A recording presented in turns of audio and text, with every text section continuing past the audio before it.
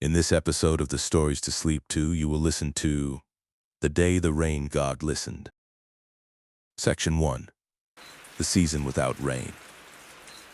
Part A. The Long Familiar Rhythm. The season did not arrive with certainty. It did not step forward and declare itself as different from what had come before. Instead, it settled quietly into the days, altering them in ways so small that they were almost polite, as if the land itself wished to avoid disturbance. The rain simply did not arrive when it usually did, and life continued, adjusting by degrees rather than by force. The farmer rose before dawn, as he always had. This habit had been shaped over decades, not through discipline imposed from outside, but through attentiveness learned slowly, season by season. The hours before sunrise were the hours he trusted most. Heat had not yet claimed the ground. Insects had not yet filled the air with movement, and the soil still held the night's coolness close to its surface. In these moments, the land spoke softly, and the farmer had learned that softness carried the most reliable truths. He stepped outside his home and paused, breathing in with care. The air was cool, but lighter than it should have been. In seasons guided by steady rain, the early morning air often carried a subtle weight, a lingering presence of moisture that clung gently to skin and breath alike. Now, that weight was absent. The difference was slight, easily missed by anyone passing through.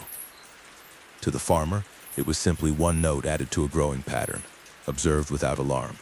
His home stood near the edge of the fields, close enough that he could step from packed earth onto cultivated soil in only a few strides. This closeness was intentional. Distance, he believed, encouraged neglect. Nearness encouraged care. He walked toward the maize rows along narrow paths worn smooth by years of bare feet and unhurried movement. Each step followed a familiar rhythm, shaped by memory rather than thought. The maize stood in long, patient lines, orderly but never rigid. The rows curved gently with the land, respecting slopes and subtle changes in elevation rather than imposing straightness where it did not belong.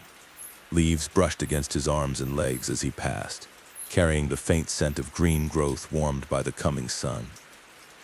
Dew still gathered on their surfaces in the early hours, but it vanished quickly once light strengthened, retreating upward into the warming air. Maize governed the rhythm of the farmer's life. It determined when he rose, how he moved, when he rested. It shaped his posture, the strength of his hands, the steadiness of his breathing. It was not merely sustenance, but relationship. Each stage of its growth altered his daily tasks, and he knew those stages not by measurement, but by feel. He knew the sound leaves made when they were healthy, the way they whispered when wind moved through them easily. He knew the tighter sound of leaves under strain, when they conserved energy by holding themselves closer together. He listened with his whole body, not only his ears. Observation, he believed, was more useful than reaction. Reaction came from urgency. Observation came from patience. The first clear sign of drought appeared in the soil. When the farmer knelt and pressed his fingers into the earth, it resisted slightly more than it should have. The surface still broke apart beneath his touch, but just below, the soil held together, reluctant to crumble. It retained the shape of his fingers for a moment longer than was comfortable. This was not cause for alarm. It was information, offered quietly without demand. He rose and continued his work as he always did. Weeds were removed carefully, their roots loosened slowly so that surrounding soil remained undisturbed. He worked methodically, avoiding sudden movements that might disturb moisture hidden deeper in the ground.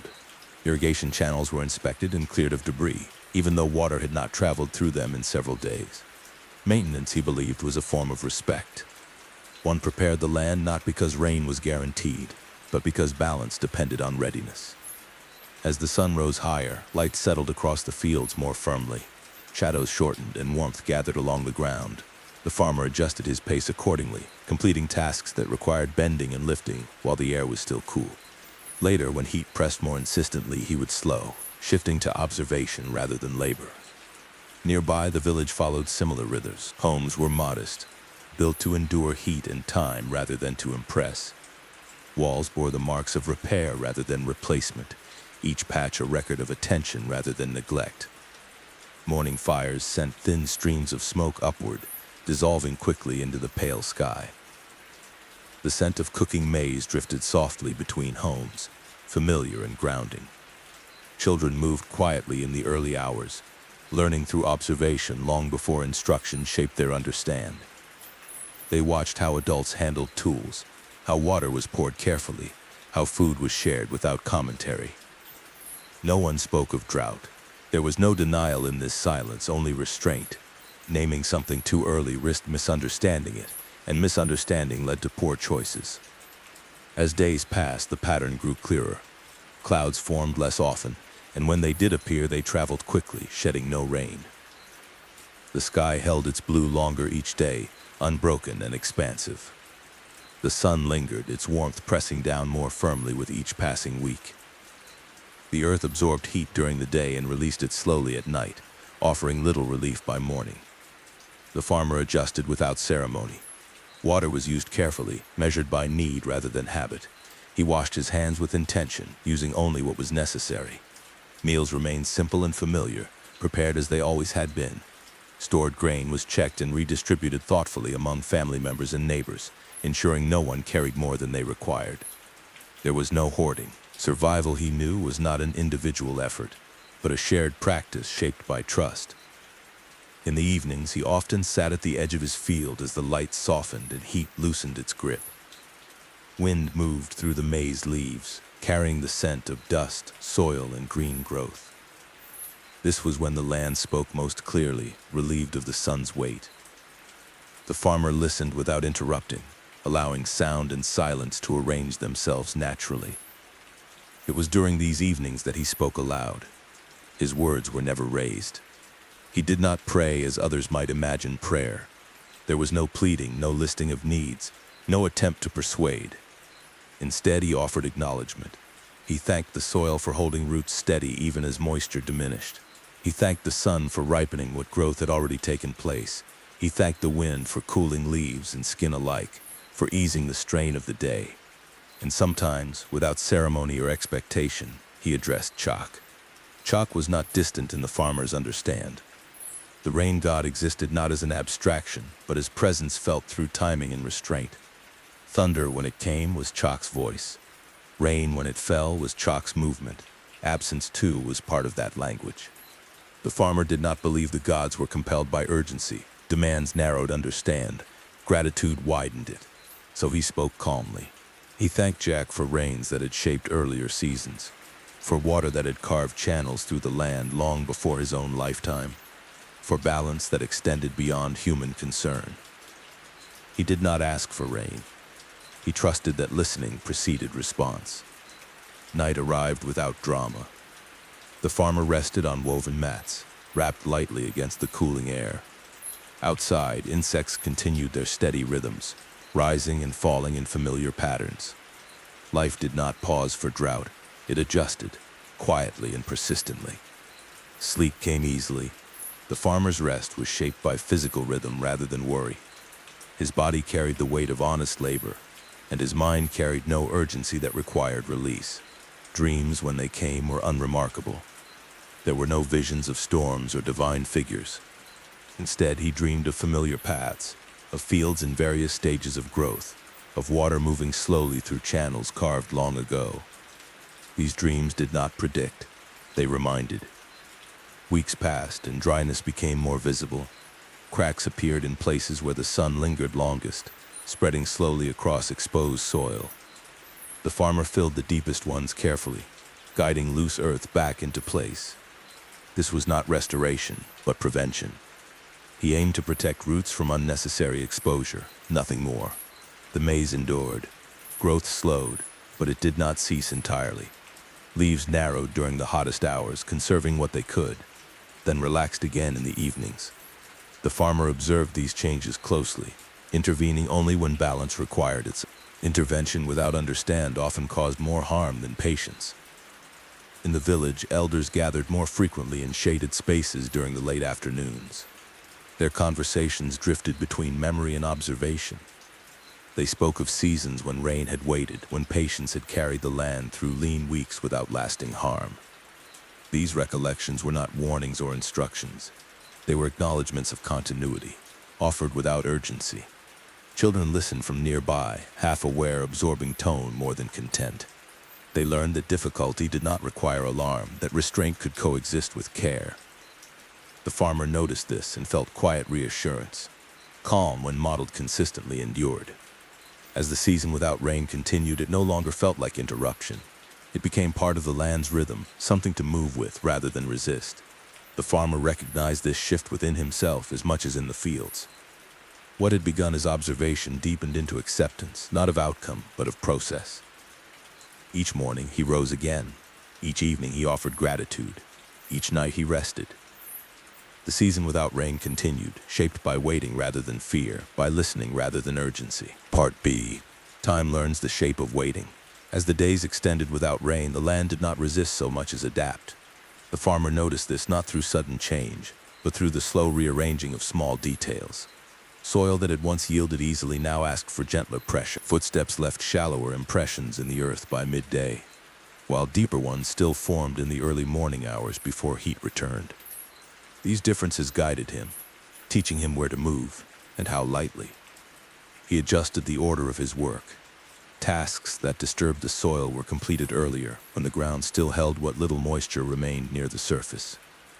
By late morning, he shifted toward observation, walking the rows with hands clasped behind his back, pausing often to study leaf color, stem strength, and spacing between plants. Nothing was rushed. Speed, he believed, belonged to abundance, not restraint. The maize responded in quiet ways. Some plants leaned slightly toward their neighbors, forming small pockets of shared shade. Others deepened their roots rather than stretching upward. These choices were not visible all at once, but the farmer sensed them over time, the way one senses a familiar voice aging gently rather than changing abruptly. Insects adjusted their rhythms as well. Ants traveled earlier in the morning, retreating underground before the sun reached its highest point. Beetles appeared closer to dusk, when the air softened again. Birds changed their feeding patterns, moving along the edges of the fields where shade lingered longest. None of this felt alarming. It felt coordinated. The farmer believed coordination was a form of listening. Water became a subject of quiet attention. Jars were refilled slowly, lids kept tight, vessels placed carefully in shaded areas where evaporation could be reduced. No one announced these practices. They emerged naturally, shared through observation rather than instruction. The farmer noticed how children mimicked these movements without being told, pouring more carefully, returning vessels to their places with intention. Meals continued without ceremony. The same foods appeared day after day, prepared with familiarity rather than monotony.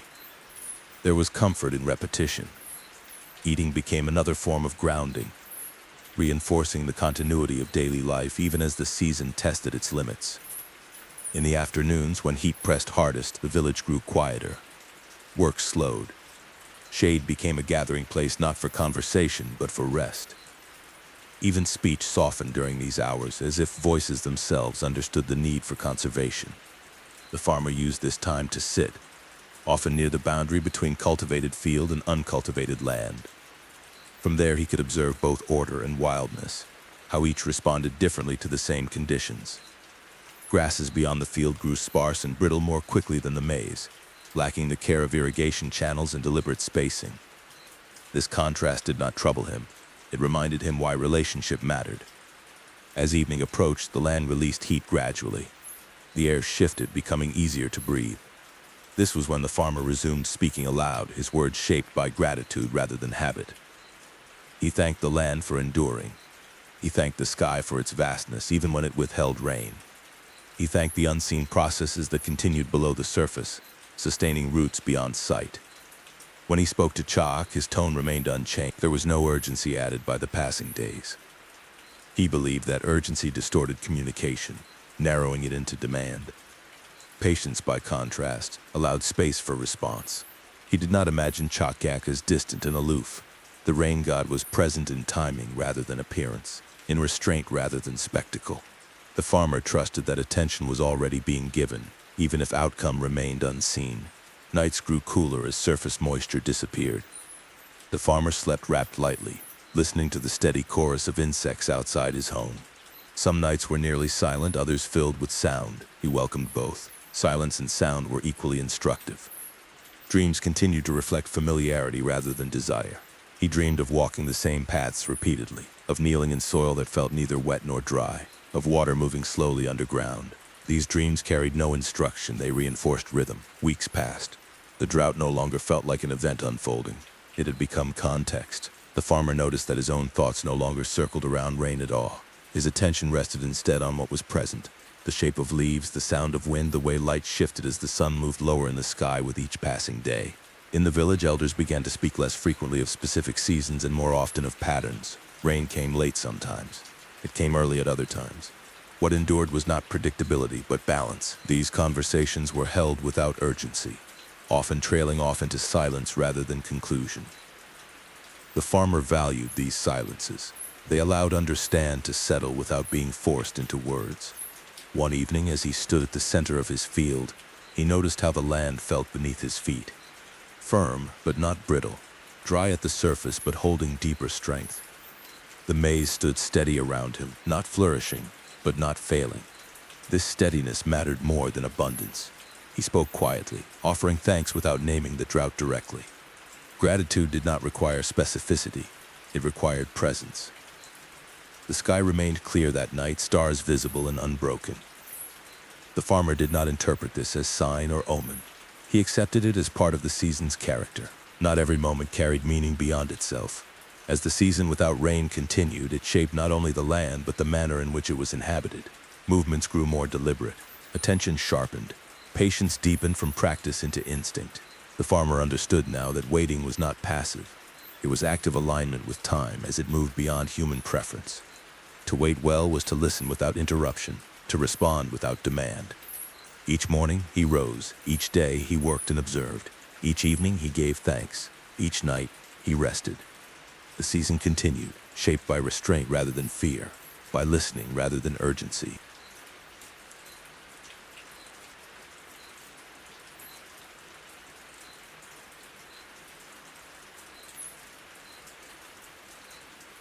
Section 2. Speaking without asking. Part A. Gratitude as practice. The drought did not change the farmer's routine so much as it refined it. What had once been habit became intention. Each action now carried a little more weight, not because it was harder, but because it was more clearly chosen. The farmer understood that when conditions narrowed, attention had to widen in response. Morning still arrived before sunrise. The farmer still rose without alarm, his body waking as naturally as the land itself. He washed his hands in cool water, using only what was necessary, letting the remainder settle back into the vessel without disturbance. These small acts of care framed his day. Conservation was not sacrifice, it was respect. When he stepped outside, the air met him with familiar dryness. He accepted it without comment. Naming the condition did not alter it. Responding to it did.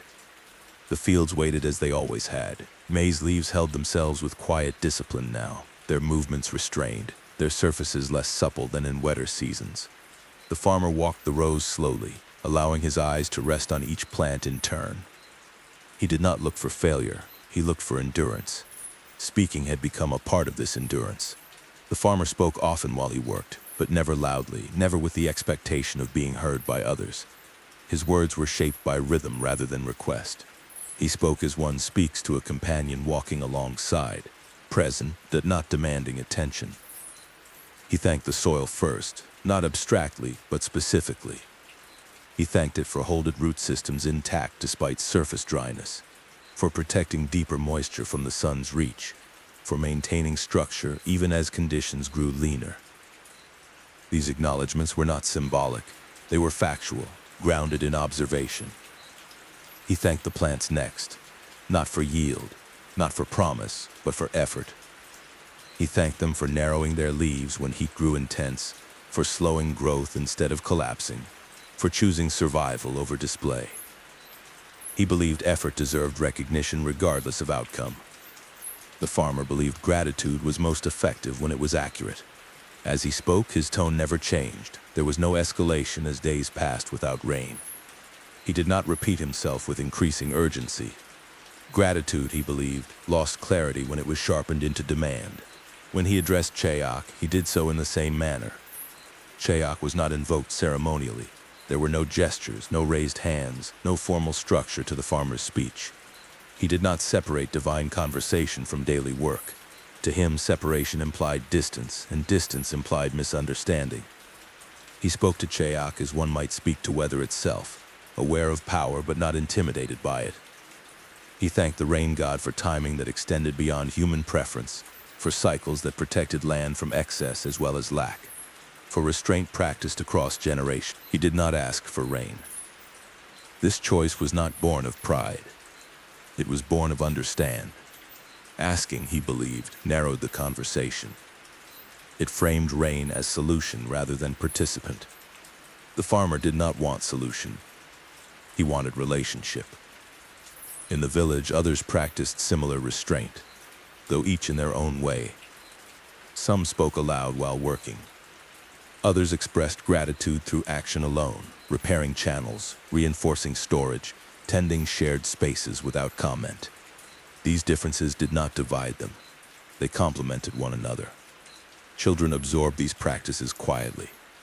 They learned not through explanation, but through repetition.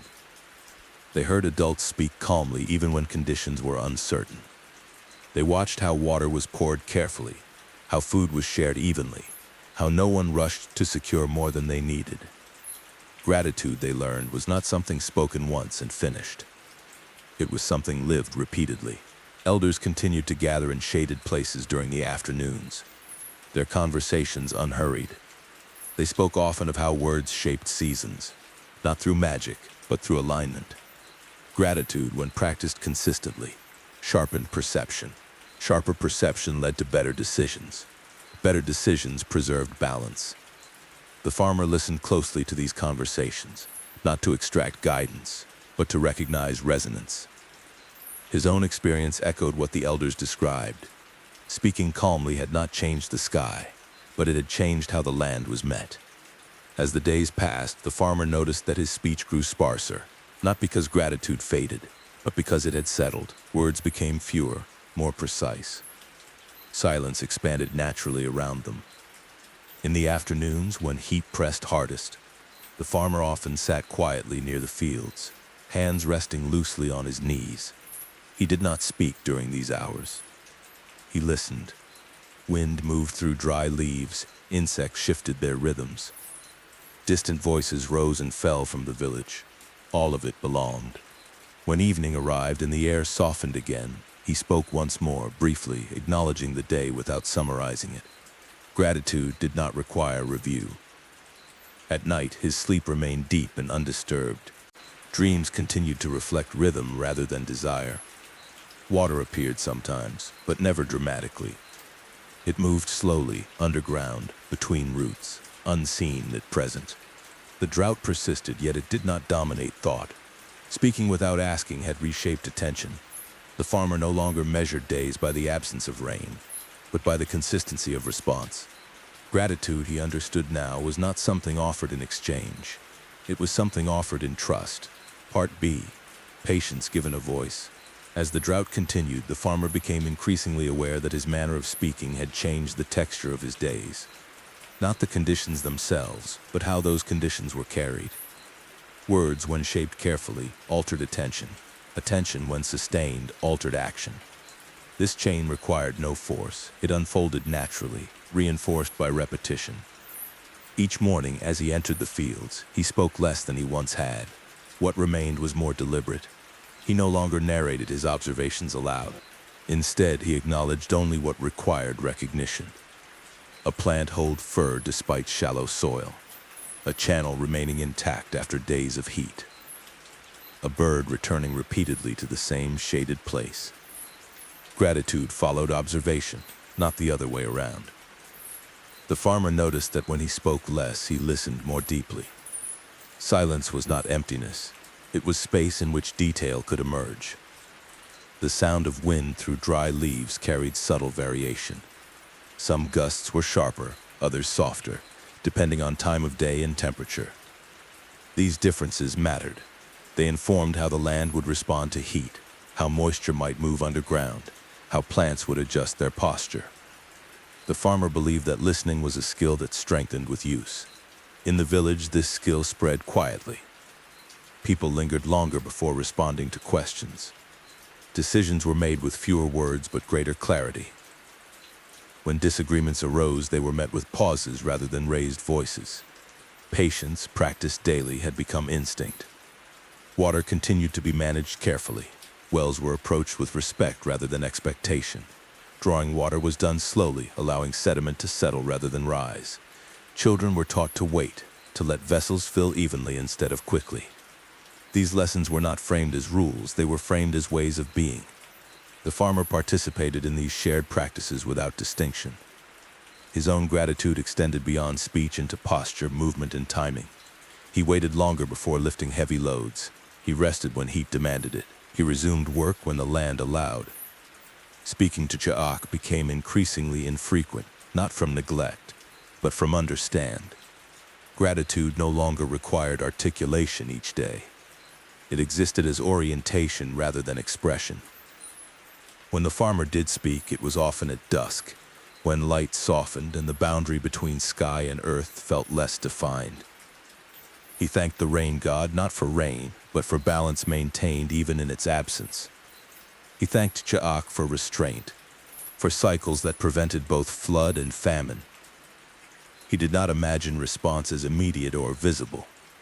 He trusted that attention was reciprocal, even if its effects unfolded slowly. The drought continued to shape the land's surface. Dryness crept further into exposed areas while shaded ground retained its resilience. The farmer adjusted paths through the fields accordingly, stepping where soil remained cooler, avoiding places where pressure might cause cracking. These adjustments were subtle, practiced almost without thought. Animals continued to adapt. Lizards basked briefly, then retreated quickly. Birds altered their calls, timing them for cooler hours. Insects clustered closer to the ground. The farmer observed these changes with interest rather than concern. Adaptation, he believed, was a form of intelligence shared across living things. Evenings grew quieter as people conserved energy. Fires were tended carefully, wood used sparingly. Light flickered softly rather than brightly. Conversation continued, but it moved slowly, often drifting into shared silence.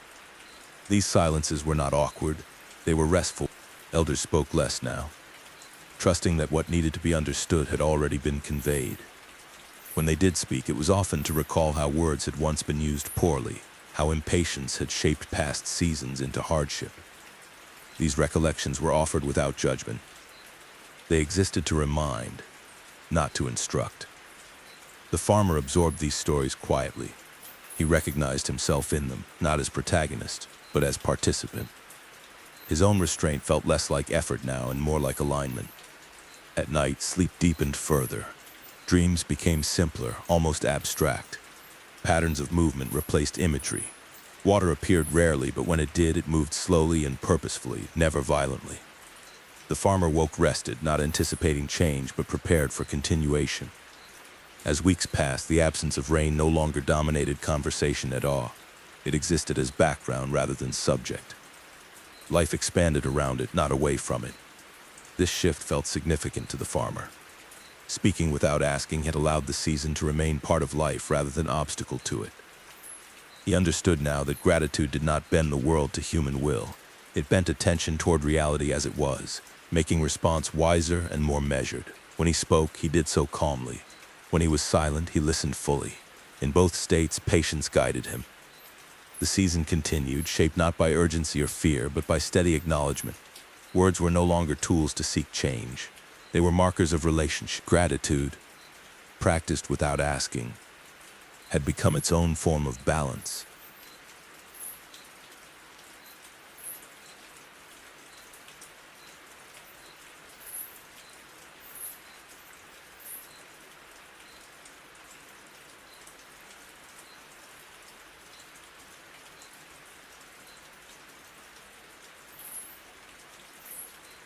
Section 3. The Sky That Wait. Part A. Reading. What Moves Above. As the drought settled deeper into the season, the farmer's attention lifted more often toward the sky. Not in hope, and not in appeal, but in observation. The sky, like the land, spoke most clearly when watched without expectation. Its language was not dramatic. It was gradual, layered, and patient. Each morning, after tending to the fields, the farmer spent a few moments standing still, eyes tracing the wide openness above him. He noted the color first. Some days the sky held a pale clarity, light spreading evenly from horizon to horizon without interruption. On other days, faint whitening gathered in the distance, a soft haze that blurred the line between air and earth. These differences mattered. They revealed how moisture moved even when rain did not fall. Clouds became rare but not absent. When they did appear, they formed slowly, often late in the morning, rising in loose clusters that drifted without urgency. The farmer watched how long they held their shape, how quickly their edges dissolved. Clouds that lingered were different from those that vanished by midday. He did not name these distinctions aloud. He carried them quietly, adding them to the store of lived knowledge shaped over years. Wind patterns shifted subtly as well. Early in the drought, breezes arrived reliably from familiar directions, cooling the fields briefly before retreating. As weeks passed, the wind grew less predictable. Some afternoons were still, the air resting heavily over the land. Other days brought movement that stirred dust gently without lifting it fully from the ground. The farmer noted when wind arrived and how long it stayed. Movement above often preceded movement below. The sky did not promise. It responded to larger rhythms that the farmer did not attempt to master. Mastery implied control. He sought to understand instead. In the fields, these observations shaped behavior. When the sky remained clear through mid-morning, the farmer completed heavier tasks early, knowing heat would linger longer. When thin cloud cover appeared, even briefly, he adjusted pace, allowing the land to benefit from softened light. These decisions were not dramatic. They were refinements layered one atop another. The village followed similar cues, though not always consciously. People lingered longer outdoors when cloud cover softened the sun. Children played in shaded areas when the sky remained open and bright. No one spoke of these adjustments directly. They emerged naturally from shared attention. Elders occasionally commented on the sky during evening gatherings, but their remarks were observational rather than predictive. They spoke of how clouds moved differently this season, how winds hesitated before settling. These comments did not lead to speculation. They were acknowledgments of change, not attempts to explain it. The farmer listened closely to these remarks, not for answers, but for resonance. When an elder noted that the sky seemed slower this year, the farmer understood exactly what was meant. Slowness was not delay. It was a different pace of unfolding. At dusk, the sky often carried its most subtle shifts. Colors deepened gradually, fading from pale brightness into softer hues without sharp transition. The farmer watched how long light lingered, how slowly it withdrew. Even the stars seemed to wait longer before emerging fully.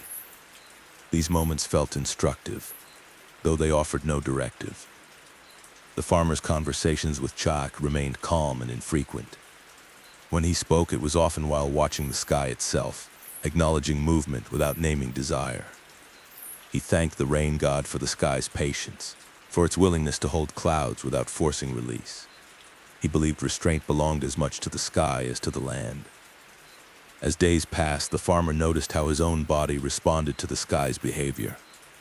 On days when clouds gathered briefly, his breathing felt easier. On days when the sky remained fully open, his movements grew slower, conserving energy. These responses were not deliberate. They emerged naturally from alignment. Animals reflected similar sensitivity.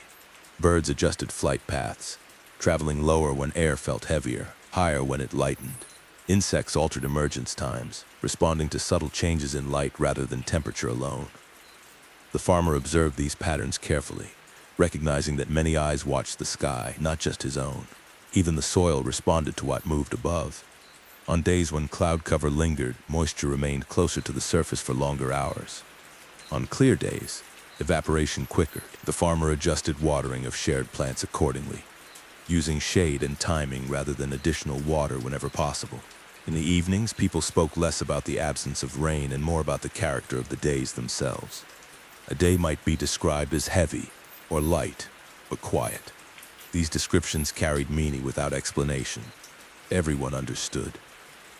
The farmer valued these shifts in language. They reflected deeper listening. When people spoke of how a day felt rather than what it lacked, balance returned to conversation. One evening, as the farmer sat near the field's edge, clouds gathered low on the horizon. They were faint, layered, and slow-moving. He watched without expectation. They did not grow taller, they did not darken. They simply existed for a time, then thinned and dissolved. He offered quiet gratitude, not for rain, but for movement. The sky had not been still, it had been waiting.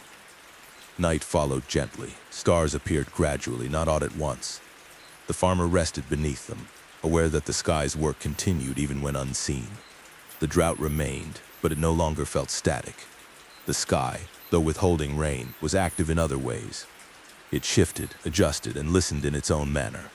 The farmer understood now that waiting was not emptiness. It was motion slowed to a pace that required attention to perceive. Part B. Movement without promise. As the days continued to unfold beneath an unyielding sky, the farmer came to understand that waiting was not an empty condition. It was filled with motion so subtle that it required sustained attention to perceive. The sky was never truly still. Even when it offered no rain, it shifted continuously, adjusting its posture, its tone, its distance from the land below. Morning skies often appeared deceptively simple. Light spread evenly, unbroken by cloud or shadow, creating an impression of sameness from one day to the next.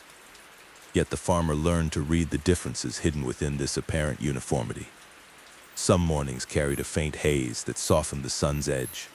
Others arrived crisp and clear, the air sharp against the skin. These distinctions shaped how the day would feel long before heat settled fully into the land. He learned to notice how quickly the sky brightened after sunrise. On days when light intensified rapidly, heat followed closely behind, pressing down with little delay. On days when brightness arrived more slowly, warmth built gradually, allowing the land and its inhabitants a gentler transition. The farmer adjusted his pace accordingly, guided not by time alone, but by quality of light. Midday revealed further variation. Though clouds remained rare, the sky sometimes held thin veils barely visible unless watched closely. These veils softened sunlight without dimming it, reduced strain on both plants and people. The farmer valued these moments, not as signs of impending rain, but as gifts of restraint. The sky, he believed, knew how to temper itself even in absence. Wind continued its quiet negotiation with the land. Some days it arrived early, moving steadily through the fields before retreating by afternoon. Other days it waited, emerging only as the sun lowered, carrying cooled air across dry ground. The farmer observed how wind altered the sound of maize leaves, how it lifted dust lightly or left it undisturbed. These sounds offered guidance, without instruction. In the village, these atmospheric shifts shaped daily behavior without discussion. People lingered outdoors longer on days when light softened. They retreated earlier on days when heat sharpened quickly. Children learned where shade would last longest, where ground remained cooler beneath trees or near stone walls. This knowledge spread organically, carried through movement rather than words. Elders occasionally remarked on how the sky seemed to hesitate this season, not as complaint, but as observation. Hesitation, they believed, was not refusal. It was deliberation. The farmer felt comfort in this framing. It aligned with his own experience of restraint practiced across land, body, and speech. Evening skies offered their own lessons. As the sun lowered, color shifted slowly, often lingering longer than expected before giving way to darkness. Some evenings faded quickly, the sky releasing daylight with ease. Others held onto it, stretching the transition into a prolonged softness. The farmer watched these differences carefully, sensing how the sky's pace mirrored the land's own gradual adjustments. Stars appeared in varied patterns depending on atmospheric clarity. On clearer nights, they emerged sharply, countless and precise. On others, they glimmered faintly through lingering haze. The farmer did not assign meaning to these variations. He accepted them as part of the sky's conversation with itself. His words to Chaac remained sparse. When he spoke, it was often during these transitional moments, neither day nor night fully claiming the sky. He thanked the rain god for balance maintained through restraint, for movement without force, for patience practiced on a scale beyond human perception. He did not imagine his words altering the sky's course. He believed they aligned him with it. As weeks passed, the sky's waiting began to shape memory even before the season ended. Days blended together not through sameness, but through shared tone. The farmer could recall how certain stretches of days felt heavier or lighter, quieter or more active, even when no rain marked their passage. Feeling became record. The land responded accordingly. Soil retained heat differently depending on the sky's behavior. On days when cloud veils softened light, moisture lingered closer to the surface. On clearer days, evaporation accelerated. The farmer adjusted his movements, stepping where ground remained cooler, avoiding unnecessary disturbance where soil grew brittle. Animals continued to mirror these rhythms. Birds altered flight heights. Insects shifted activity windows. Even livestock moved differently, resting longer during still hours and grazing briefly when air stirred. These patterns reinforced the farmer's understanding that the sky spoke to all living things, not only those who watched deliberately. The drought persisted, but it no longer felt static. The sky's waiting revealed itself as motion slowed to a pace that demanded attention. The farmer no longer measured days by absence of rain. He measured them by variation in light, movement, and tone. One evening, clouds gathered again near the horizon. They were thin, layered, and unhurried. The farmer watched them drift, change shape, and disperse without release. He felt no disappointment. The sky had moved. That was enough. He spoke softly, offering thanks for patience shared between earth and sky. Gratitude, he believed, did not require outcome. It required acknowledgement of effort. Night settled gradually. The farmer rested beneath the open sky, listening to the steady rhythm of insects and distant voices. Above him, the sky continued its quiet work, unseen but active. The season continued, shaped by waiting without promise, by motion without force. The sky listened in its own way, and the land, attentive and patient, listened in return.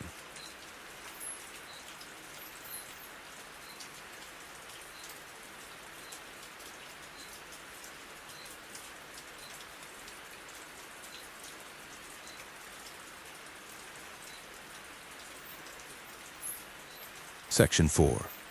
The First Answer. Part A. When change arrives quietly. The first answer did not arrive as an event. It did not declare itself with sound or spectacle, nor did it interrupt the rhythm the land had settled into. Instead, it entered quietly, almost cautiously, as if testing whether the ground was ready to receive it. The farmer sensed this change before he could describe it, feeling it as a subtle alteration in the way the world held itself. Morning came as it always did, pale and cool, but the air carried something new within it. Night moisture exactly, but wait. The farmer noticed it as he stepped outside, pausing as he always did before beginning his work. The air felt fuller in his chest, resisting breath just slightly more than it had the day before. This resistance did not trouble him. It felt familiar, like the memory of rain rather than its presence. He walked toward the fields with the same unhurried steps, attentive to how his feet met the ground. The soil still felt dry at the surface, but beneath that dryness there was a faint yielding, almost imperceptible. It was not softness, it was willingness. The land, he thought, was listening back. Maize leaves held themselves differently that morning. Their edges did not curl as tightly during the early hours, and when wind moved through them, the sound was lower, less brittle. The farmer brushed one leaf gently with the back of his hand, feeling its texture. It was unchanged, yet not entirely the same. Subtle differences mattered. He did not speak immediately. Some moments asked for silence before words. As the sun rose, light filtered through thin layers of cloud that had gathered unnoticed overnight. They were not dense enough to darken the sky, only enough to soften it. The farmer watched how this light spread across the fields, diffused rather than direct. Shadows appeared less sharply defined. Heat built more slowly. The village responded without comment. People lingered outdoors longer in the morning, taking advantage of the gentler light. Tasks that required exposure were completed with less strain. No one named the change. Naming, the farmer believed, sometimes froze movement too early. By mid-morning, clouds thickened slightly, gathering height without urgency. They did not tower or darken dramatically. They layered themselves quietly, one above another, forming a sky that felt closer, more attentive. The farmer paused in his work and looked upward, not in appeal, but in acknowledgement. This, he thought, was how response began. Not with fulfillment, but with adjustment. Wind shifted as well. It moved more steadily, carrying cooler air from a direction that had been absent for weeks. Dust lifted briefly, then settled again, unwilling to rise fully. The land did not resist this movement. It accepted it. The farmer resumed his tasks, though he chose them carefully. He avoided disturbing soil unnecessarily, allowing the land to respond in its own time. He moved irrigation channels only where needed, reinforcing rather than reshaping. Patience remained essential even now. When he spoke, his words were brief. He thanked the land for its openness, the sky for its movement, Chaac for restraint practiced at the right moment. He did not name rain. He did not anticipate it. In the afternoon, the air cooled slightly sooner than it had in previous days. The sun slipped behind thicker cloud cover for brief intervals, returning again without force. These interruptions altered the day's rhythm, stretching it gently rather than breaking it. Children noticed the difference first. They lingered longer in open spaces, their movements less constrained by heat. Laughter carried farther across the village. Adults noticed as well, though more quietly, adjusting pace without comment. As evening approached, the sky deepened in tone. Clouds gathered more confidently now, their shapes layered and slow. The farmer sat at the edge of his field, watching without expectation. He had learned that watching itself was participation. The first drop of rain did not fall dramatically. It landed softly on a maize leaf, so lightly that it might have been mistaken for dew if not for the time of day. Another followed, then another, spaced widely apart. The farmer did not move. He allowed the moment to unfold without interruption. The soil darkened in small, uneven patches where drops landed, absorbing moisture immediately. The scent of earth rose subtly, faint but unmistakable. It carried memory rather than promise. Rain did not increase quickly. It arrived in pauses, brief sequences followed by stillness. The land received it without resistance, drawing it downward, dispersing it carefully. This was not abundance, it was recognition. The farmer closed his eyes briefly, breathing slowly. Gratitude settled over him without urgency. He did not speak. Silence felt complete. When the rain stopped, the sky remained overcast, holding its shape without retreating. The land rested in this new state, altered just enough to matter. Night arrived gently. The farmer returned home and rested, listening to the quiet drip of water releasing from leaves. The earth continued its work unseen, carrying the first answer inward. Sleep came easily. Dreams that night were shaped by continuity rather than change. Water appeared not as storm, but as presence, moving slowly through familiar paths. Morning would come again, and with it, continuation. The answer had begun, quietly, without demand. Part B. How the land receives. Morning returned with a softness that had been absent for many days. The farmer sensed it before opening his eyes, feeling the air settle differently against his skin. It carried coolness that lingered rather than slipping away, and beneath that coolness, a quiet fullness that suggested the night had not been empty. When he stepped outside, the world appeared familiar yet subtly rearranged. The ground held a darker tone in places where rain had touched it, not uniformly, but in scattered impressions that traced where clouds had paused and where they had passed on. The soil was still dry in many areas, but it no longer felt closed. It felt receptive, as if it remembered what water was meant to do. The farmer walked slowly toward the fields, attentive to each step. His feet met the earth with a gentler resistance than before, not softness, but accommodation. The land had shifted just enough to change how it was met. Maize leaves held faint traces of moisture along their edges, small enough that they evaporated quickly once the sun rose higher. Still, the plants responded. Leaves lifted slightly, easing tension that had built during weeks of restraint. The farmer ran his hand along one stalk, feeling its steadiness. This was not recovery. It was acknowledgement.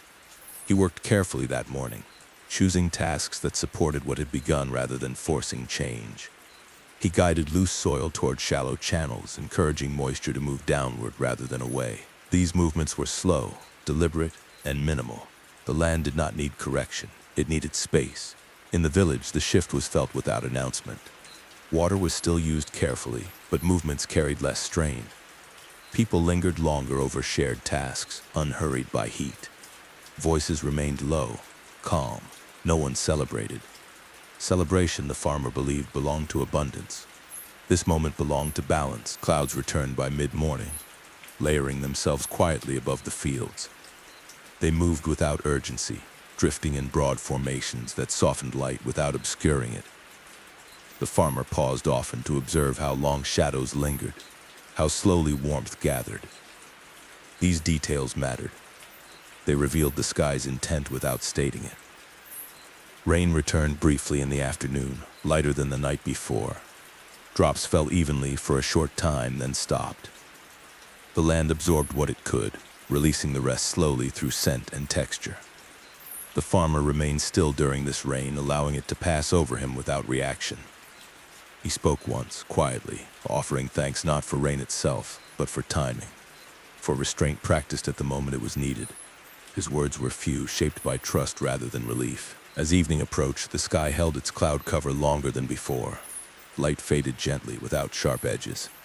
The farmer sat at the field's edge, breathing evenly, listening to the softened sounds of insects adjusting their rhythms. Crickets resumed their chorus sooner than they had in weeks, their presence filling spaces that had felt thin during the drought. Night arrived, carrying continuity rather than conclusion. The farmer rested deeply, aware that the land continued its work beyond sight. Water moved downward through soil, finding roots, settling where it belonged. Days followed in similar fashion. Rain arrived intermittently, never heavy, never absent long enough to strain balance. Each occurrence altered the land slightly, reinforcing what had begun. The farmer adjusted his work accordingly, shifting from preservation to support. He noticed how roots reached deeper now, responding to moisture that lingered longer below the surface. The soil held warmth more evenly at night, releasing it slowly by morning. These changes were not dramatic. They were cumulative. The village adapted with equal care. Storage areas were checked, not to prepare for scarcity, but to maintain order. Tools were cleaned and repaired. These acts were not reactions. They were continuations. The farmer spoke less now, not because gratitude had faded, but because it no longer required articulation. It existed in posture, in pacing, in restraint maintained even when conditions improved. He believed that balance could be lost as easily through excess as through lack. As the season continued its gentle turn, the farmer felt no urge to mark the moment rain returned. What mattered was not the event, but the manner in which it had arrived. Quietly, responsively, without force. The first answer had been given. It did not end the season. It guided it. The farmer continued his work, attentive and calm, certain that listening had been received.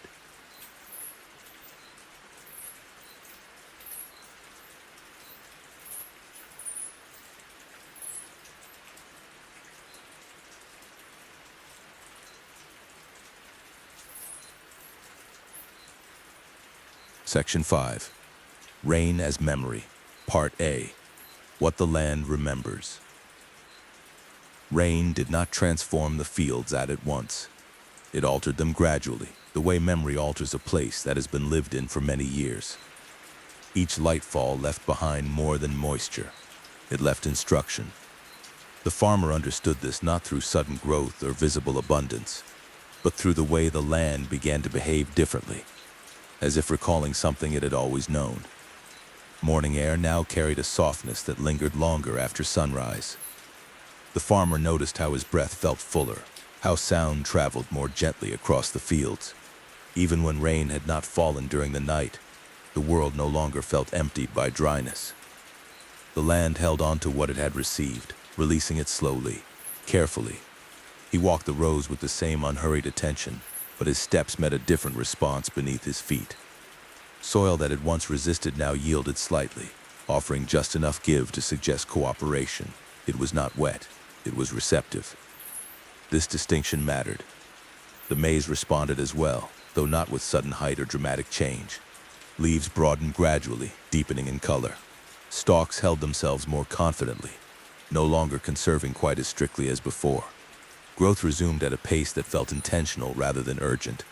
The farmer recognized this as balance restored, not abundance achieved. He worked with restraint, resisting the impulse to intervene too quickly. Experience had taught him that land recovering from strain required patience even after relief arrived. Too much disturbance now could undo what quiet rain had begun. In the village, similar understand guided behavior. Water continued to be used thoughtfully. Storage habits did not loosen. No one assumed the season had turned completely. Memory, after all, included caution. Elders spoke of how land remembered water long after it had passed, how soil carried moisture deeper than roots could reach, storing it against future need. These conversations were not warnings. They were acknowledgments of continuity, offered calmly, without urgency. The farmer listened closely, recognizing his own observations reflected in their words. Memory, he believed, was not something held only in mind. It lived in texture, in scent, in response delayed, dependable. Rain returned in brief intervals, sometimes during the day, sometimes at night. Each time it arrived gently, without force. Drops struck leaves and soil with soft persistence, absorbed rather than deflected. The land accepted what it could, releasing excess slowly, never overwhelmed. The farmer noticed how scent changed after each rain. The earth smelled deeper, richer, carrying notes that had been absent during the drought. This scent lingered longer now, clinging to evening air and early morning paths. It reminded him that memory was sensory as much as practical. As days passed, the land's response grew more consistent. Moisture lingered beneath the surface even when skies cleared. Roots reached deeper, encouraged by stability rather than desperation. The farmer adjusted his care accordingly, thinning where necessary, guiding growth without forcing it.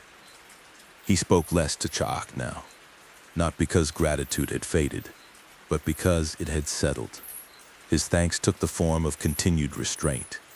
He believed that honoring the land's memory meant not demanding more than it was ready to give. Evenings became fuller again. Sounds returned gradually. Insects resumed rhythms that had gone quiet during the drought. Birds lingered longer near the fields. The land felt occupied, not crowded, alive without strain.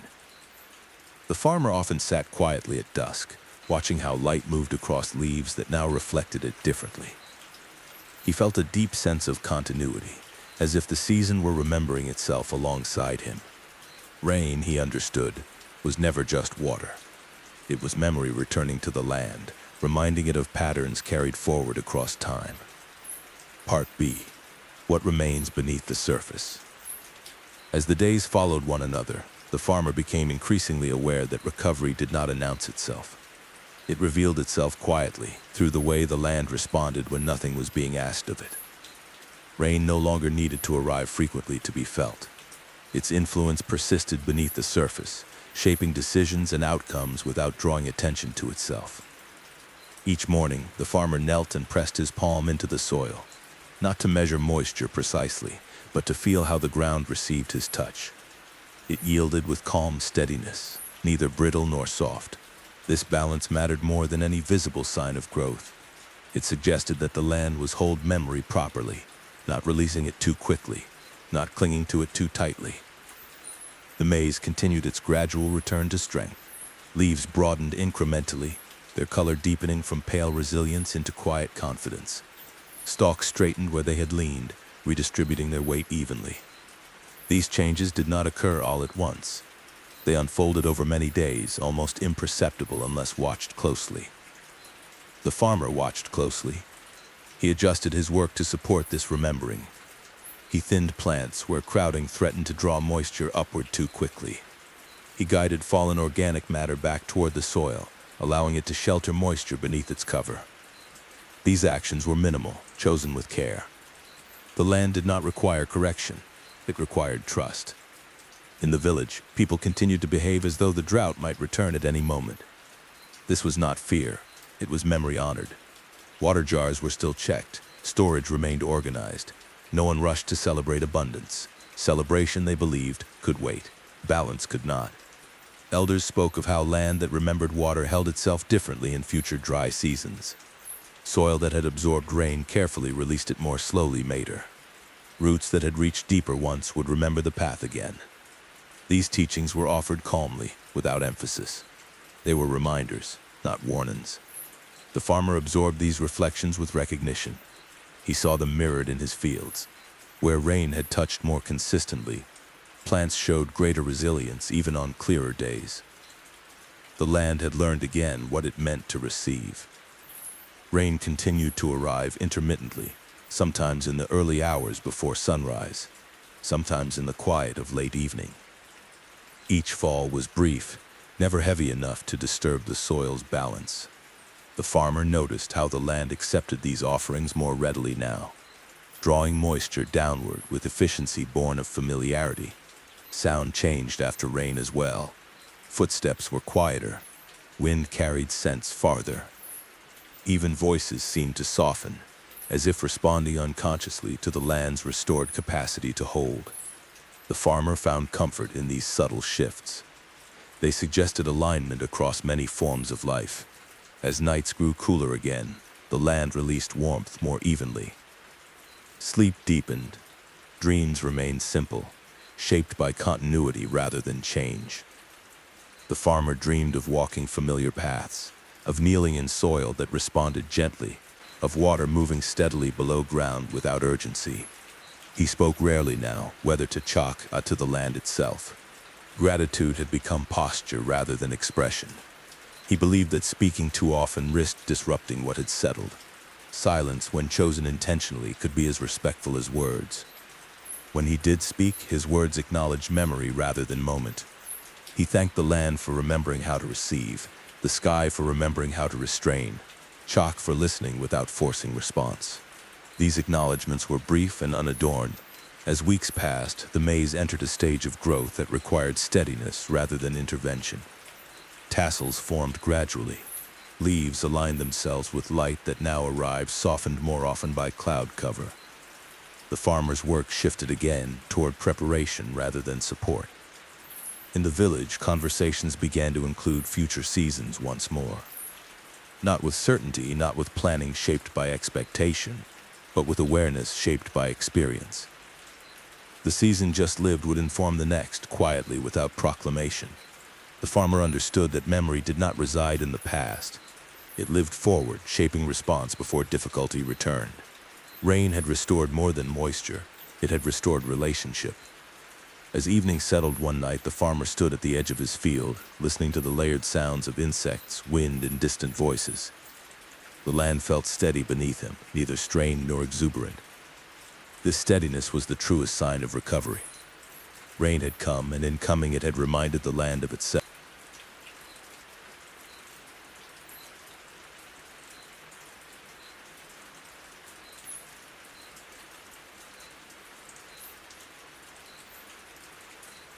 Section 6. Harvest without triumph.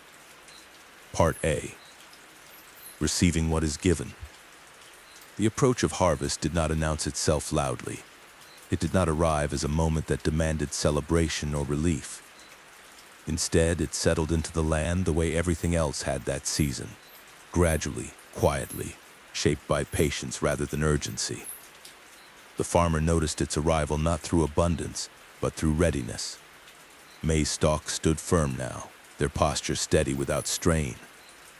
Leaves no longer narrowed sharply during the hottest hours, nor did they relax excessively in the evening.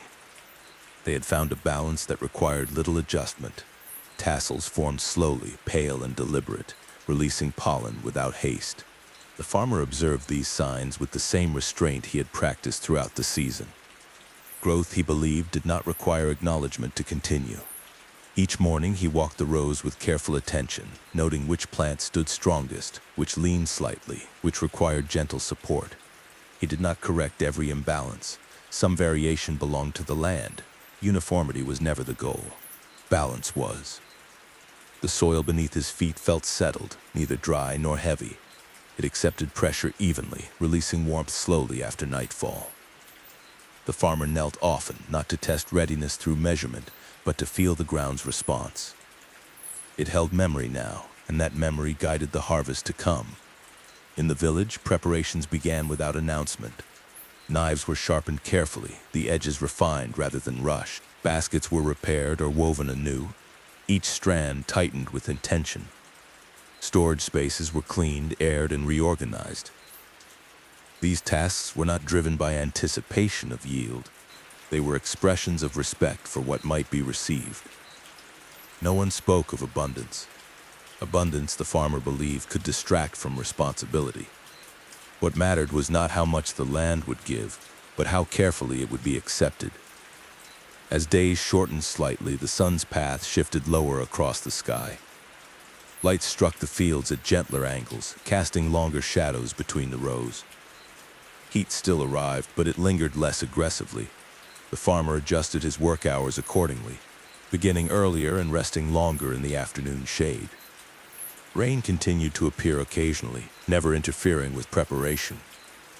When it came, it was light, brief, and well-timed, as if aware of what the land required next. The farmer acknowledged this with quiet gratitude, careful not to assume continuation. The season had taught him restraint, even in improvement. Harvest began without ceremony. The farmer chose a single stalk and cut it carefully, placing it gently into a basket rather than dropping it to the ground. This first act was not symbolic. It set tone. Each movement that followed would carry the same care. Others joined him as the morning progressed. Neighbors arrived without instruction, taking up positions along the rows, working in quiet coordination. Voices remained low. The sound of cutting blended with wind moving through remaining leaves. The rhythm of labor established itself naturally, unhurried and even. The farmer worked steadily, mindful of his pace. He knew that harvest carried weight beyond nourishment. It shaped how the season would be remembered. To rush would flatten that memory into something careless. By midday, the sun warmed the fields gently. Breaks were taken in shade, water shared carefully. Conversation drifted lightly, often returning to observation rather than outcome. How the stalks felt when cut. How the soil responded beneath baskets set down briefly. These details mattered. Work resumed when the heat softened. No one hurried to finish. Completion would arrive in its own time. As evening approached, baskets were carried to storage areas. The farmer assisted where needed, lifting carefully, aware of strain. Bodies, like land, required respect. No one measured success that day by quantity. The work itself was enough. That night, the farmer slept deeply. Dreams were quiet, shaped by repetition rather than image. Harvest continued in darkness, not as labor, but as memory settling into place. The season had reached a turning point, but it did not demand recognition. The farmer understood that receiving what was given required the same restraint as waiting. Part B. Holding what has been earned. The days that followed the beginning of harvest settled into a steady rhythm, neither hurried nor celebratory. Each morning mirrored the last in structure, distinguished only by light and temperature. The farmer welcomed this sameness. Repetition, he believed, allowed meaning to deepen without needing emphasis. Work began early, while the air remained cool and forgiving. The farmer moved through the fields with deliberate care, cutting only what was ready, leaving the rest to stand until its time came. This restraint mattered. Harvest, like rain, required timing. To take too early was to interrupt. To take too late was to invite loss. The maize revealed its readiness gradually. Some ears filled fully before others, shaped by subtle differences in soil, shade, and moisture memory. The farmer accepted this variation without frustration. Uniform harvest belonged to stories, not land. Reality unfolded unevenly, and wisdom lay in recognizing that unevenness as instruction rather than flaw. Neighbors continued to work alongside one another, shifting positions naturally as rows emptied. No one claimed ownership over sections of field beyond what was necessary for coordination. The harvest was shared labor, even when crops belonged to individual families. This sharing was not negotiated, it was assumed. Baskets filled and were carried away, replaced by empty ones without pause or announcement. The sound of woven fibers against grain created a steady background rhythm, grounding and familiar. The farmer listened to this sound as carefully as he had listened to wind and rain earlier in the season. It spoke of continuation rather than conclusion. By midday, the fields rested briefly. Shade was sought, water passed hand to hand, meals eaten slowly. There was no discussion of totals, no estimation of yield. To count too early risked altering posture from care to possession. Possession narrowed attention. Responsibility widened it. When work resumed, it did so gently. The farmer adjusted his movements to match the land's response. Where soil remained softer, he stepped lightly. Where it had firmed again, he moved with greater care. These adjustments were practiced almost without thought, the result of months spent listening closely. In the village, storage spaces filled gradually. Maize was sorted, husks removed, kernels dried carefully to prevent spoilage. These tasks unfolded without haste. Preservation, the farmer knew, was as important as harvest itself. What was gathered had to be held with the same patience that had allowed it to grow. Elders oversaw these processes quietly, offering guidance only when needed. Their presence alone carried instruction. They had seen seasons where abundance had been wasted through carelessness, and seasons where modest yield had endured through restraint. Memory guided their attention, not fear. Children participated where they could, carrying smaller loads, watching closely, learning through movement rather than explanation. They absorbed the tone of the harvest, calm, deliberate, unadorned. This tone would shape how they remembered this season long after details faded. As days passed, the fields gradually emptied. Stubble remained, standing briefly before being returned to the soil. The farmer viewed this transition without sentiment. Endings, he believed, were simply shifts in responsibility. What had grown would now sustain. What remained would nourish the land again in time. Rain appeared once during harvest, brief and light. Work paused without complaint. The farmer stood beneath the cloud cover, allowing the drops to settle on his skin. This rain felt different from earlier ones. It carried no urgency. It arrived as punctuation rather than response. When it passed, work resumed. Nothing had been disrupted. Balance held. As the final baskets were carried into storage, the farmer stood at the edge of the cleared field. The space felt open now, not empty. The land had given, and it would receive again. He spoke quietly, offering thanks without expectation. Gratitude did not seek acknowledgement, it completed itself. That night, sleep arrived gently. Dreams were simple, shaped by repetition rather than narrative. Paths walked, hands working, the steady exchange between effort and rest. Harvest had concluded without triumph, without relief expressed aloud. The season had taught restraint too well for excess. What remained was steadiness, and steadiness was enough.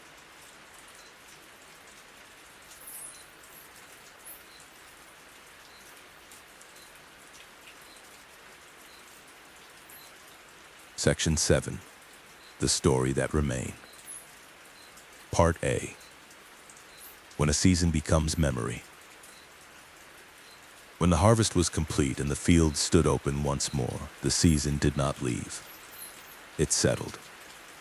What had been lived gradually transformed into something carried, no longer requiring daily attention, yet shaping every movement that followed. The farmer felt this change most clearly in the quiet that returned to his days. Morning still arrived early. The farmer rose as he always had, but his work no longer demanded the same immediacy.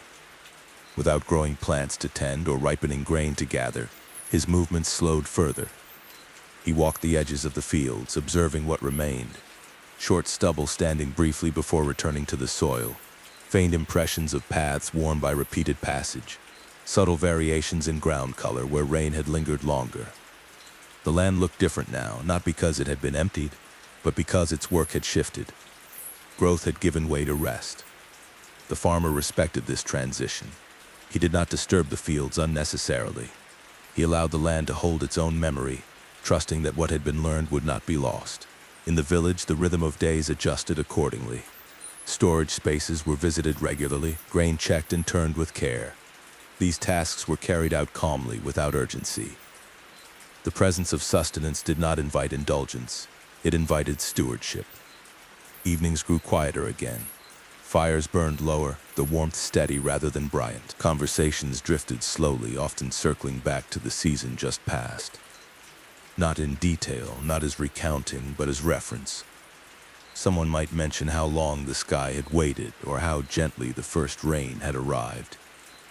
These remarks did not require response. They settled into shared understand. The farmer listened more than he spoke. He noticed how the tone of these conversations mattered more than their content. There was no emphasis on hardship, no pride in endurance. The season was spoken of with the same restraint that had guided its living. This restraint shaped memory into something calm rather than sharp. Children listened as well, though often from the edges of these gatherings. They absorbed not the chronology of events, but the manner in which adults spoke of them. They learned that difficulty could be remembered without fear, that patience could be recalled without strain. These lessons would endure longer than specific details. Elders contributed selectively. They did not recount the season from beginning to end. Instead, they placed it among others, referencing past droughts, past rains, past recoveries. The season became part of a larger pattern rather than an isolated event. This placement mattered. It prevented memory from becoming weight. The farmer recognized this practice as essential. Memory, when held too tightly, hardened into warning. When placed gently among others, it became guidance. At the shrine near the fields, offerings continued, though they changed in character. Water was poured less frequently now, not from neglect, but from understand of season. Maize kernels were placed sparingly, arranged with care rather than abundance. Presence mattered more than quantity.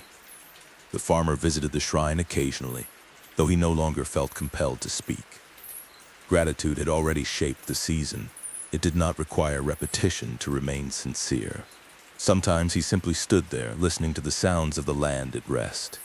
As days shortened and nights lengthened, the sky changed again. Cloud cover thinned. Stars appeared more frequently, sharper against the dark. Rain became less common, appropriate for the time of year now unfolding. The land accepted this shift without resistance. The farmer felt no tension at these signs. Dryness no longer signaled threat. It signaled continuity.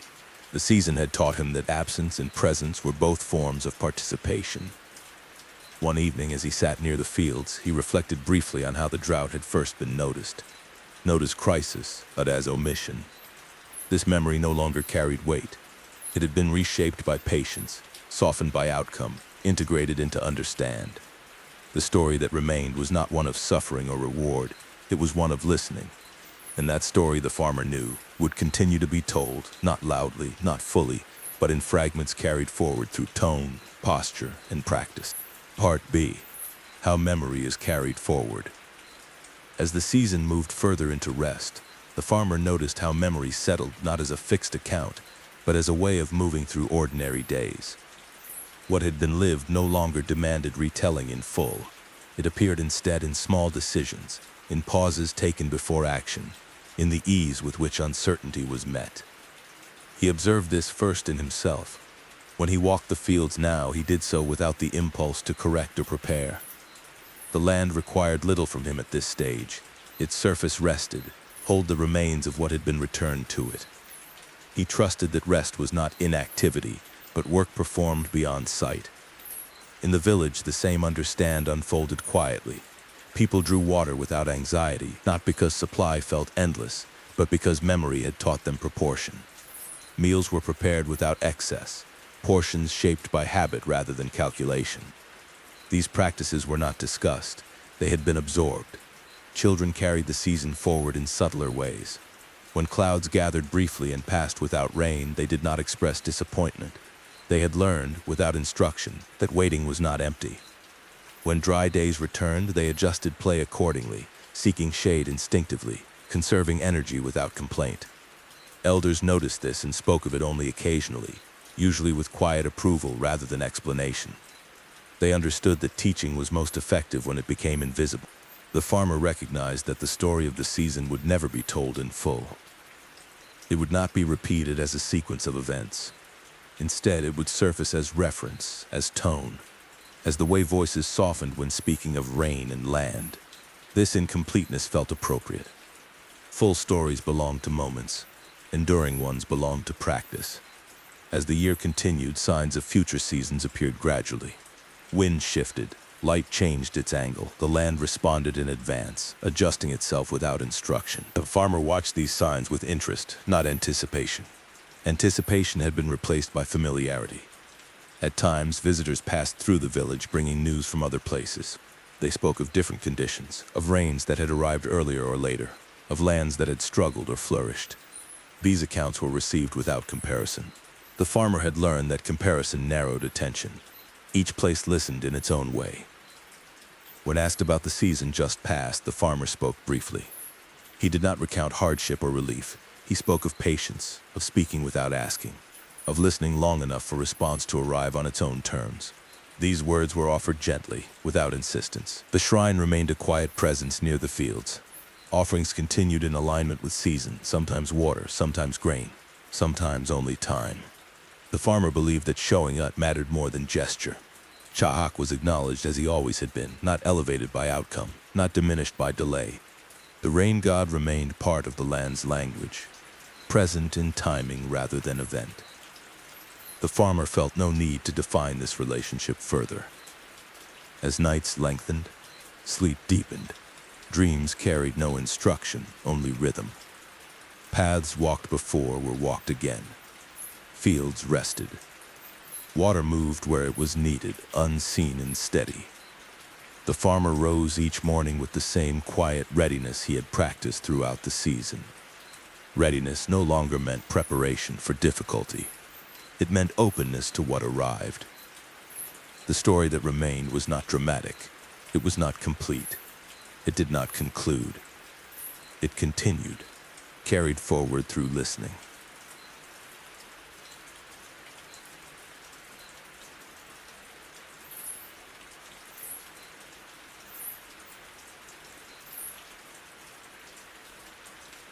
Section 8. When Listening Continues, Part A. The shape of what comes next. The year continued without pause, carrying the season that had passed quietly forward into what followed.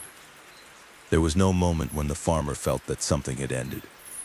Instead, the days reshaped themselves gradually, as they always did, absorbing what had been learned and redistributed into ordinary life.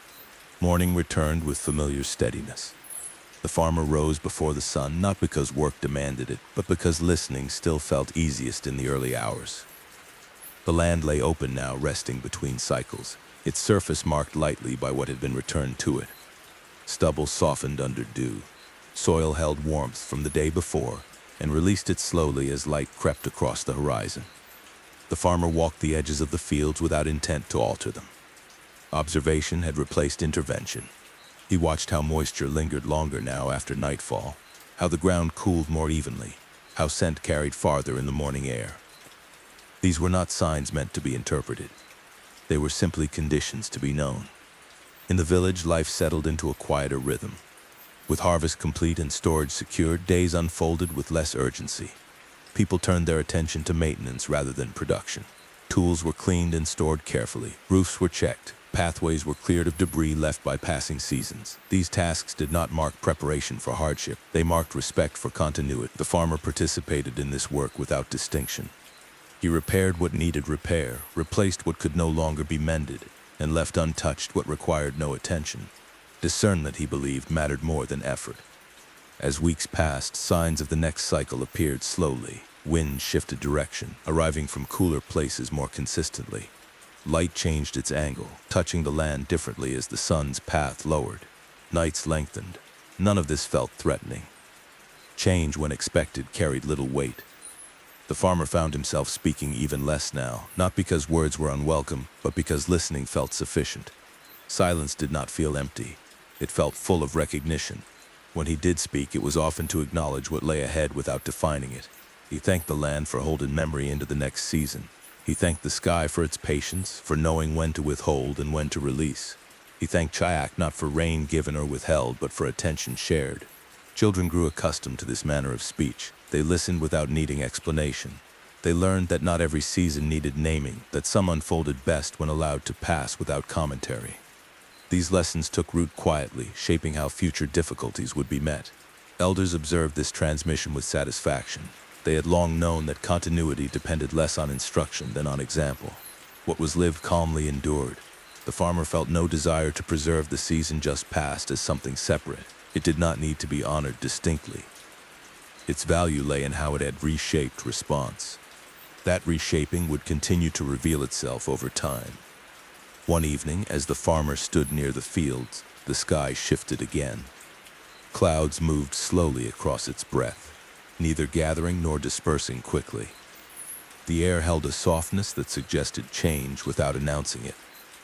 He watched without expectation, allowing the moment to exist fully. Listening, he understood, had no endpoint. It was not a practice reserved for drought or rain. It was a way of remaining aligned with whatever arrived. The land rested. The sky moved. Life continued. Part B. The quiet return. As the weeks moved forward, the farmer noticed how little effort it took now to remain attentive. What had once required conscious patience had become instinct. Listening no longer felt like a response to difficulty. It felt like orientation, a way of standing within the world that required no explanation. The land continued its slow preparation for what would come next. Residue from the harvest softened and broke down, returning itself gradually to the soil. Morning dew gathered more reliably now, settling into low places and shaded ground before lifting with the sun. These small cycles repeated without variation, reassuring in their steadiness. The farmer walked the fields often, not because there was work to be done, but because presence itself felt appropriate. He watched how the ground accepted fallen leaves, how insects moved through remaining stubble, how birds searched carefully among the earth for what remained useful. Nothing was wasted, nothing was rushed. In the village, evenings grew longer and quieter. People gathered less frequently in group, choosing instead to rest individually or in small family circles. Stories were told occasionally, but more often silence filled shared spaces. This silence was not absence, it was comfort. The season that had passed no longer occupied thought directly. It had dissolved into habit, shaping how water was poured, how food was stored, how voices remained even when uncertainty appeared. The farmer understood now that this was how seasons endured. No through remembrance alone, but through incorporation. As signs of another dry period appeared faintly on the horizon of time, there was no unease. Dryness no longer implied lack, it implied conversation. The farmer trusted that when the land needed attention again, it would speak clearly, as it always had. One evening, the farmer returned to the place where he had first spoken calmly to the sky during the long drought. The ground there looked no different from any other place now. Memory had not marked it physically, it had marked him. He stood quietly, breathing evenly, feeling the air as it was. There was no urge to speak. Gratitude did not require words in this moment. Listening felt complete. Above him the sky shifted subtly, clouds moving without intention, light fading gradually into night. Stars emerged slowly, one by one, filling the darkness without haste. The farmer watched until the patterns felt familiar again. When he returned home, sleep came easily. Dreams carried no message. They carried rhythm. Cycles continuing. Paths repeated. Water moving unseen beneath the ground, steady and patient. Morning returned as it always did. The farmer rose, stepped outside, and listened. And somewhere between earth and sky, listening continued as well. If you found calm in this quiet journey through patience, gratitude, and attention, you are welcome to return again. These stories unfold slowly, shaped for rest and reflection. If you would like more gentle explorations of history, myth, and the rhythms of life, consider liking the video and subscribing to the channel. Let this be part of your evening ritual, and until the next story, rest well.